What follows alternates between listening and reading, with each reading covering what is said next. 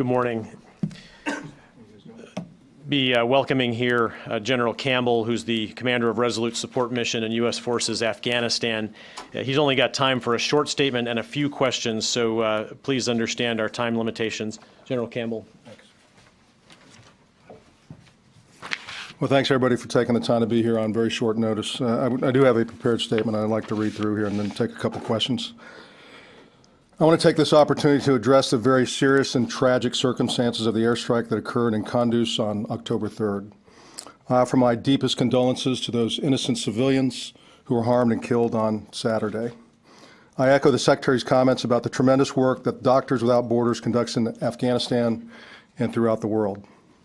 They have provided invaluable medical assistance to those most in need in Afghanistan. As you know, the Taliban attacked the city of Kunduz on September 28th. Afghan security forces have been fighting to remove the insurgents ever since. Unfortunately, the Taliban have decided to remain in the city and fight from within, knowingly putting civilians at significant risk of harm. Our forces are in the area to provide training, advice, and assistance to the Afghan forces. While our personnel are not directly engaged in the fighting, they are providing valuable support to the Afghans. Afghanistan remains an area of active hostilities, and our personnel continue to operate in harm's way.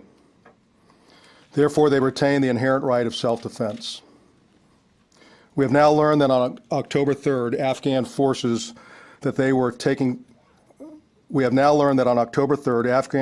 advised that they were taking fire from enemy positions and asked for air support from U.S. forces. An airstrike was then called to eliminate the Taliban threat, and several civilians were accidentally struck. This is different from the initial reports, which indicated that U.S. forces were threatened and that the airstrike was called on their behalf. As has been reported, I have ordered a thorough investigation into this tragic incident, and the investigation is ongoing. The Afghans had ordered the same. If errors were committed, we will acknowledge them. We'll hold those responsible accountable, and we will take steps to ensure mistakes are not repeated. We'll await the outcome of the investigation, provide any additional updates, and we will share the results of the investigation once it is complete. As you know, the United States military takes extraordinary steps to avoid harm to civilians. However, the Taliban have purposely chosen to fight from within a heavily urbanized area, purposely placing civilians in harm's way. We will continue to take all necessary steps to avoid future civilian casualties. Again, I want to offer my deepest condolences to those innocent civilians who were harmed and killed on Saturday. Additionally, I would be remiss if I did not offer my condolences to the crew and passengers of the C-130 aircraft that crashed on Friday, October 2nd. The 6 airmen who were lost in the accident will arrive at Dover today. These and all of those who have fallen before them are the true heroes of our efforts in Afghanistan over the past 14 years. And I'll take a few questions. Mick, please. General, your revelation that it was the Afghans that advised the Americans, have you ordered a suspension or change in the current rules of engagement? Now, I won't go into current or past rules of engagement, but I would tell you that our men and women continue to understand the rules of engagement and follow those rules of engagement. This was a case, again, more will come out from the investigation. That's why we have these investigations. I have had the opportunity to talk to the investigating officer, Brigadier General Rich Kim, who is up in Kunduz now. That's why I passed out this additional information. And again, I want to be able to let the investigation go its course and then provide updates based on that. But I have not suspended train, advise, and assist support to the Afghans. Those rules of engagement allow for the Afghans to call in American airstrikes, and what kind of fallback or fail-safe system is there in that process? Well, I appreciate the question, but again, I don't want to go into those great details yet until we get the investigation, and I don't want to cover into rules of engagement in this forum at this point in time. But those will come out as we go through the investigation. We'll make sure those are the same type of questions that I know everybody would want to ask, and those will come out in the investigation. One final question, General, if I could. Does this raise doubts? Does this bring into question the current strategy to train the Afghans? Do they have the ability to take over that fight?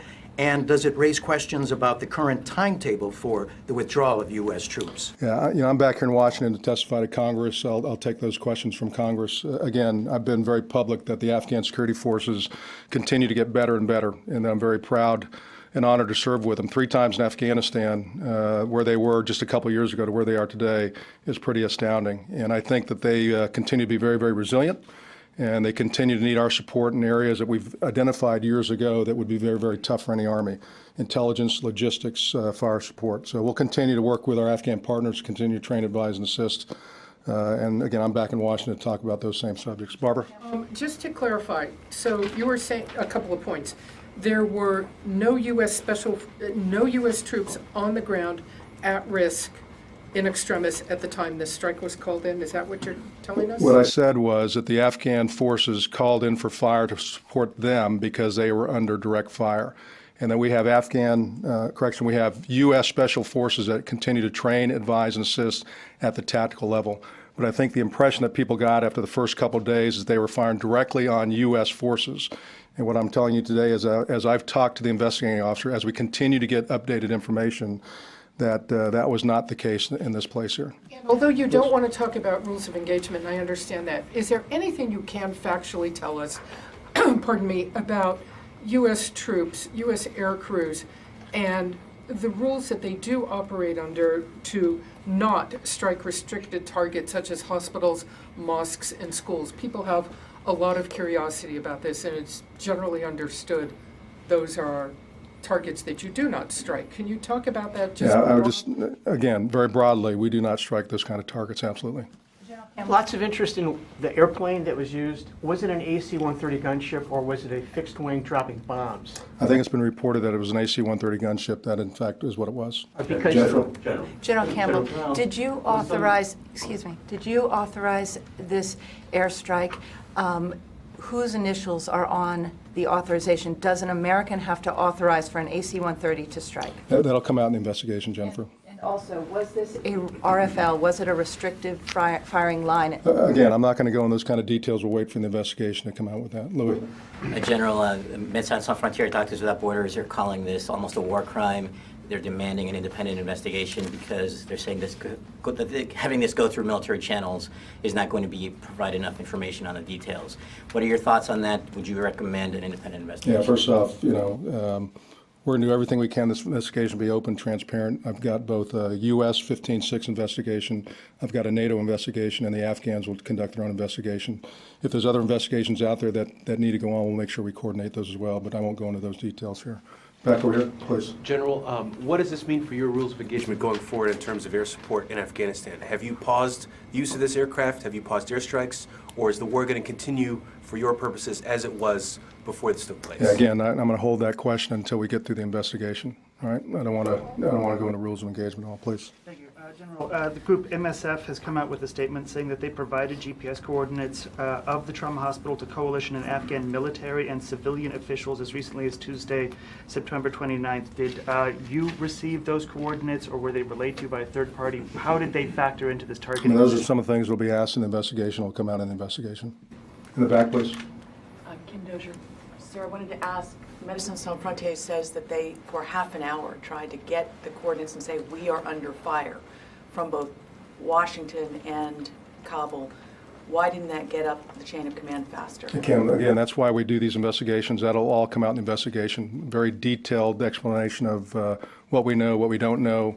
All those questions that you're asking are the same type of questions that the investigating officer, General Kim, will ask as well. Please. I just want to just make it crystal clear. There were no U.S. JTACs under fire at the tactical level when this airstrike was called in. And what I said was that the Afghans asked for air support from a special forces team that we have on the ground providing train, advise, and assist in Kunduz. The initial statement that went out was that U.S. forces were under direct fire contact. And what I'm doing is correcting that statement here. Please. Thank you, General.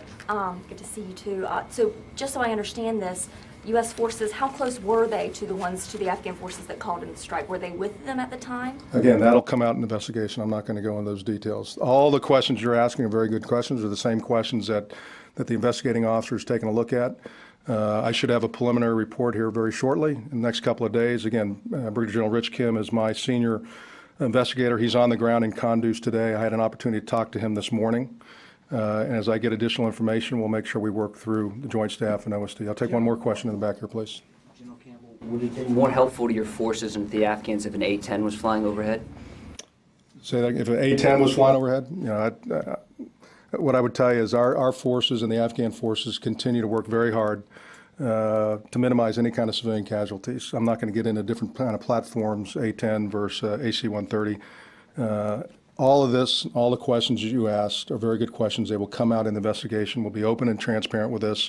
We'll make sure, again, that there's a U.S. piece of this, there's a NATO piece of it, and the Afghans as well want to make sure that they conduct their investigation.